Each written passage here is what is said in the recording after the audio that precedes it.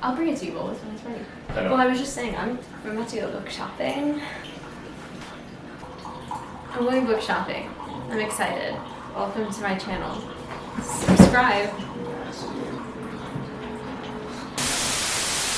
Hi guys, welcome back to my channel. Thanks for stopping by. I'm Emily. I put out new videos every Tuesday and Friday. I have been really into book content recently, and I'm going book shopping today. Yeah, so I'm going book shopping today. I just finished the Avatar series, which was my first kind of dive back into fantasy after, you know, I mean, like I read Twilight and Harry Potter when I was younger. I don't know what took me so long. I literally don't want to read any other genre. I'm so sad that series is over. I am looking to get more fantasy books today, specifically Sarah J Maas. I'm not sure which series I want to try first, the Throne of Glass or the Crescent City. I think I'm just gonna get there and like feel the pages and like see which reading god speaks to me. I also really want to get Fourth Wing, and I really hope that they have it there because I feel like it's a pretty hot commodity these days. I have my book of the month box which I got a fantasy book as well. So I'm going to Williamsburg, McNally Jackson. I'm also thinking of maybe getting like a health book, like not like a diet book. Like I don't want to like go on a diet, but just like I'm interested in certain foods, how they affect certain like organs and parts of your body, like your brain, your gut, all that stuff. So I probably won't end up buying that. I'll probably just end up buying more fantasy books than I want to, but that's also something that's like kind of on my mind, and maybe I'll just look at like their health section and kind of see what they have there. But yeah, like let me stop talking and let's just make like a baby and head out. I hate myself.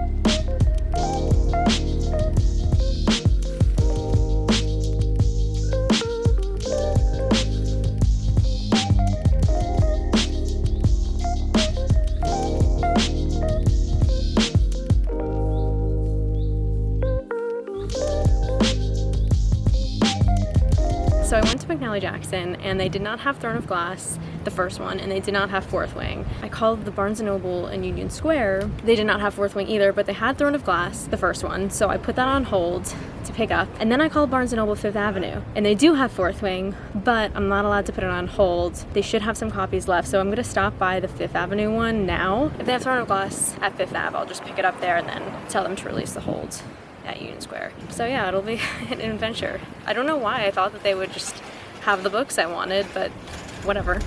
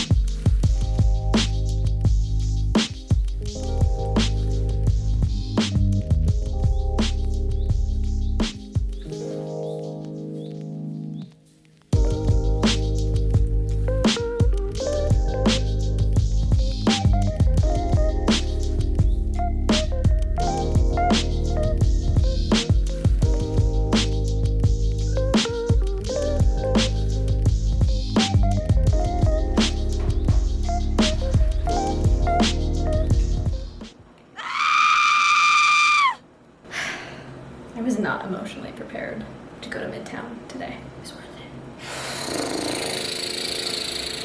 it. So for those of you that don't know, I live in Brooklyn, in a very like artistic community that when people are outside, they're strolling.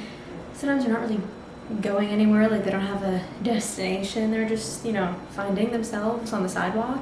Manhattan is obviously very different. Like my pace doubles when I'm in Manhattan. And like not only was I not prepared to go to Manhattan today, but like Grand Central area, like anyway. I'm gonna eat something because I'm hungry.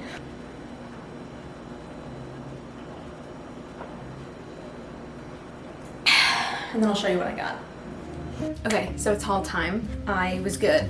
I got 3 books and that was it. I went to McNally Jackson. They had some of the Throne of Glass series. They had all of A Court of Thorns and Roses, I think, and they had Crescent City, but I decided in that moment, I was like, the Crescent City books are just like too big, and I just got off of reading the ACOTAR series. I kind of want to like flip through a few like 400-page books before I dive into something like that again. So I decided Throne of Glass was going to be the next series I read, and I also want to read Fourth Wing, I think, before I do that, just because, I mean, it's like such a big book right now. Everyone's reading it and everyone is like absolutely raving about it. And before I read 8 books in this next series, I think it's 8 books, I want to definitely read Fourth Wing. They didn't have Fourth Wing and they didn't have the first Throne of Glass book, and I've also decided, I know there's some like disagreement here with the Throne of Glass series, but I'm reading it in the order that it was published. There is a prequel that came out, I think, after the 3rd book, I want to say. And so a lot of people say you should read the prequel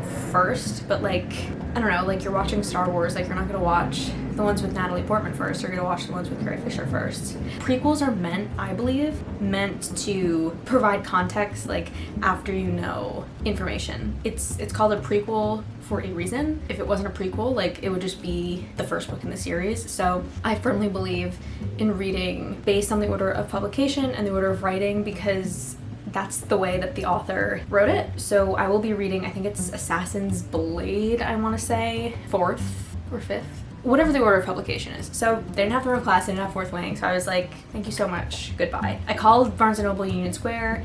They had Throne of Glass, they did not have Fourth Wing. I called Barnes & Noble Fifth Ave, they had Fourth Wing, and so I just assumed that they would have Throne of Glass. So I went all the way to like 5th Ave and like 48th Street. All the crazies, all the trolls were out to play. And yeah, I just again was not emotionally prepared to go into Manhattan today, but it was, I think it'll be worth it. So anyway, the first book I got, as I've said, is the first Throne of Glass. I'm excited for this just because it's like 400 pages, but I feel like it's gonna be a quicker read. Again, after coming off of reading the ACOTAR series, I do feel like I'm ready, like this feels like nothing to me. So I guess I'll just read the back to you. In a land without magic, an assassin is summoned to the castle. She has no love for the vicious king who rules from his throne of glass. But she has not come to kill him. She has come to win her freedom. If she defeats 23 murderers, thieves, and warriors in a competition, she will be released from prison to serve as the king's champion. Her name is, oh god, Selena? I'm gonna butcher this and then I'll like watch videos about this book and I'll know how to say it. Selena Sardothian? The crown prince will provoke her, the captain of the guard will protect her, and a princess from a faraway country will befriend her. But something rotten dwells in the castle, and it's there to kill. When her competitors start dying mysteriously one by one, her, whatever her name is, fight for freedom becomes a fight for survival and a desperate quest to root out the evil before it destroys her world. Thrilling and Fierce Throne of Glass is the first book of the #1 New York Times bestselling series that has captivated readers worldwide. And I will say, like, this was published in, oh, there's a map too in this one, and it's like the same format as the ACOTAR maps. There's a lot more places though in this one. Yeah, so this was published in 2012, and I feel like today with Book Talk and everything, it's kind of rare for books to still be popular that were published more than, I don't know, like even like 3 or 4 years ago. So the fact that people are still talking about this and like reading it, I think to me is a sign that it's like a really good series, and one of my best friends, it's like one of their favorite series of all time. So this, the first one, seems like it'll be a quick read. Then I also got the second book in the series, Crown of Midnight. I hope it's the second book. I did look it up to make sure. Yeah, it was published in 2013. Wait, now I'm paranoid. I did look this up. I have OCD, so I have to like check on. Wait, I hope I got this in the right order. I mean, it's not a huge deal if I didn't, but yeah, it's the second one. Okay, I'm not gonna read the back of this because I read the back of the second ACOTAR book when I was reading the first one and it gave a spoiler. So, not gonna read it, but I will say, I kind of like the covers of these books online. They looked not as cute, but I kind of like them. And they're really like, they're like that like matte finish, so. And then, of course,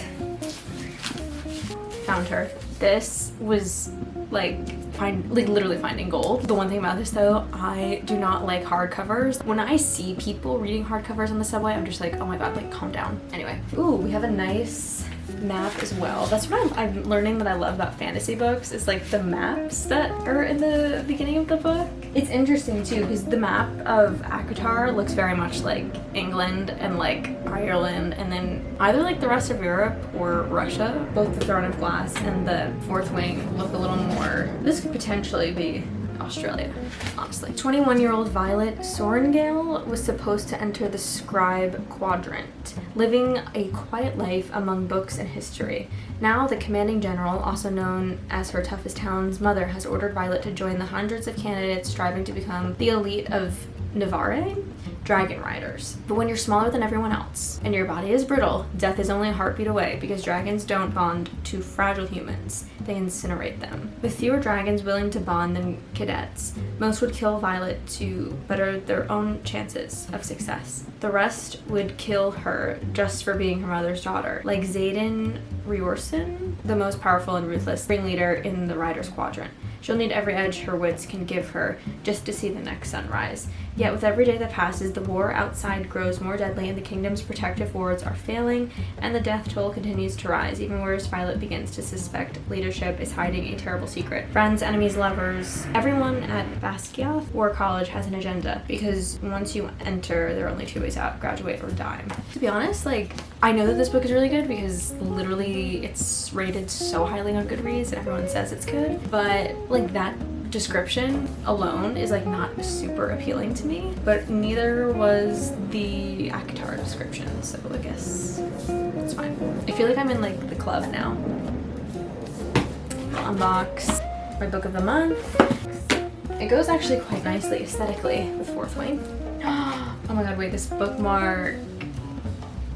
So I got Immortal Longings by Chloe Gong. The description is just so long, but it's basically like an adult epic fantasy debut inspired by Shakespeare's Antony and Cleopatra. It was released, I think, this month in July, I want to say. Reading order, like, yeah, as I said, I'll probably read Fourth Wing first. These are both the first books of their own series, and they just came out. So I feel like it's probably going to be this, and then Throne of Glass. I also have The Secret Life of Addie LaRue that I really want to read. So I might do Fourth Wing and then Addie LaRue and then Throne of Glass series and then this one. It's a small little book haul. Not only am I trying to be realistic budget-wise, but I am trying to be realistic about the amount of books on my bookshelf right now. Anytime my friends come over, I'm trying to like give books to them to make room, honestly, for more fantasy books. I just have a lot of like rom-coms on my shelf that I'm like really impartial to, and I'd rather replace them with like fantasy books that I'm really into, if that makes sense. So that's all.